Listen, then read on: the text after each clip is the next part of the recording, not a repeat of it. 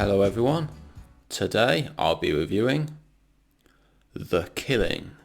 So The Killing came out in 1956 and was directed by Stanley Kubrick, and this is a crime film noir, and it follows a story of these group of men who get together and they want to carry out this heist in order to steal some money from a racetrack.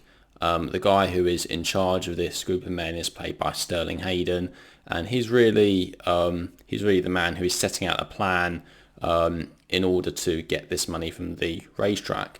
And this group of men includes a group of people who do different jobs. So one of them is a bartender, another one is a cop, another one works as a bank teller at the racetrack.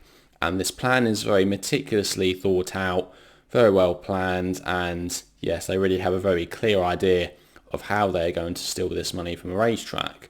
This plan also involves recruiting a couple of other guys as well, one who can carry out the shooting of one of the horses in order to create a distraction, another guy who is a wrestler who they want to start a fight in order to again create a distraction in order to get in room at the back in order to steal some money. So this plan is really very well thought out. So I'll start off by saying that the cast of this film is extremely good. I think Sterling Hayden is particularly brilliant as the guy who is organising this.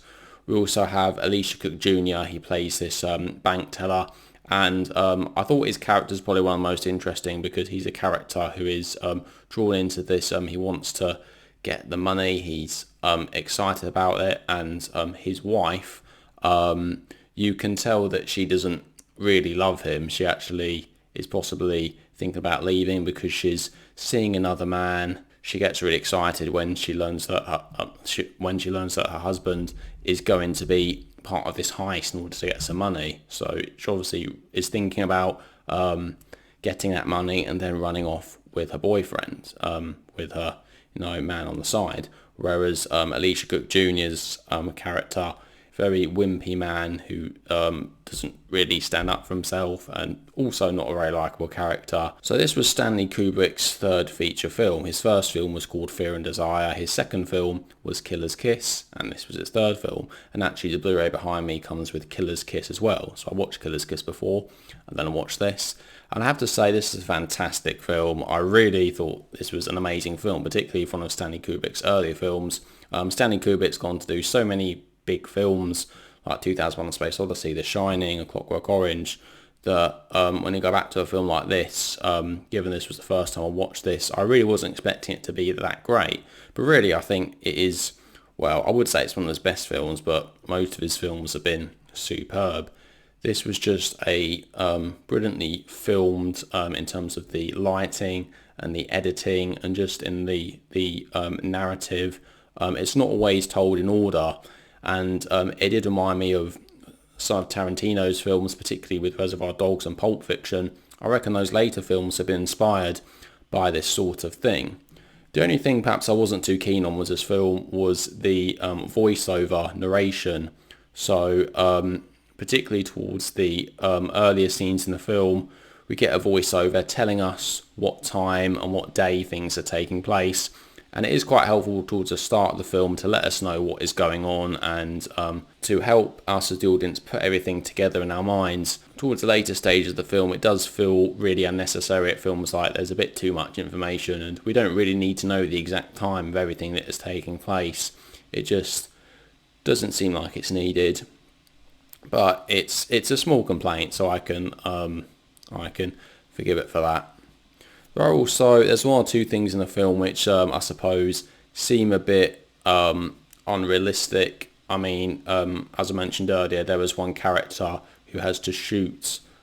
He has to shoot a horse in order to create a distraction, while the rest of the guys go and get the money. And this guy who shoots the horse, he's parked in the car in a car park in broad daylight, just with his gun, and you would think that would be very obvious and that he could be easily seen, and in fact he is actually seen, but just seemed a bit ridiculous that he was doing that in that position. I would have thought he'd be able to find a more secluded spot to shoot the horse, but no, maybe not. But, you know, I'm nitpicking really. I think this is an excellent movie. I think in terms of the structure of the plot, very well done, very well put together. I think the performances are excellent, and I won't really spoil what happens at the end, but I love the ending scene.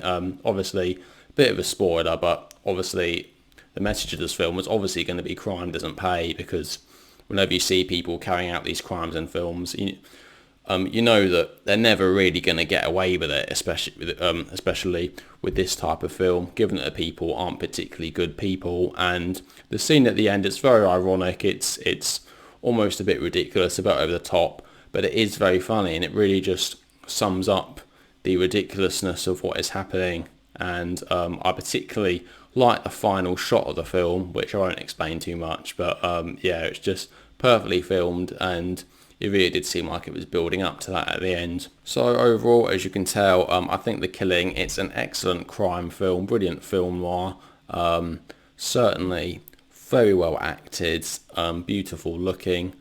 I particularly do like the use of the music as well throughout this film, creating that dramatic tension, and I can only think of a couple of things that I wasn't too keen on with this film that maybe could have improved it slightly, but as I said, I'm nitpicking really, maybe being a bit too picky.